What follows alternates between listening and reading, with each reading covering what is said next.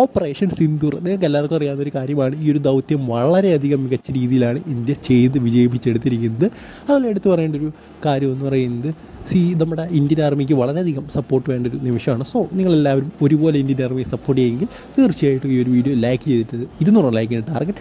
So എല്ലാവരും ഒന്ന് like ചെയ്തിട്ട് വീഡിയോ കാണാൻ ശ്രമിക്കുക. നമുക്കറിയാം ഈ ഒരു സീസൺ രാജസ്ഥാൻ റോയൽസിനെ സംബന്ധിച്ചിടത്തോളം അത്ര മികച്ചൊരു സീസണല്ല.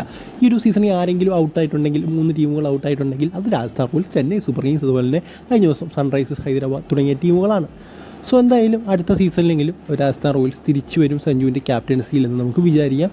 സോ എന്തായാലും ഈ ഒരു സാഹചര്യത്തിൽ നമുക്കറിയാം ഓപ്പറേഷൻ സിന്ദൂർ എന്ന് പറയുന്ന ഈ ഒരു മിഷൻ്റെ സാഹചര്യത്തിൽ കുറച്ച് AI ഇമേജുകൾ പുറത്തേക്ക് വന്നിട്ടുണ്ട്. അതാണ് നിങ്ങൾ ഈ ഒരു വീഡിയോയിലൂടെ കാണിക്കാൻ പോകുന്നത്.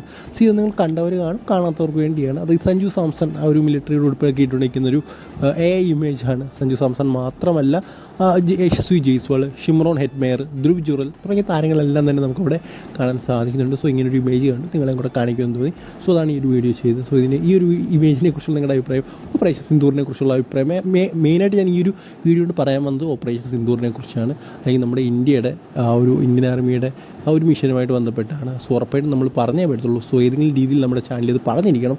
സോ അതുകൊണ്ടാണ് ഈ ഒരു വീഡിയോയിൽ പറഞ്ഞത്. സോ അതിനെക്കുറിച്ച് നിങ്ങളുടെ അഭിപ്രായം കമന്റ് ബോക്സിൽ കാണുന്നുണ്ട്. Good bye.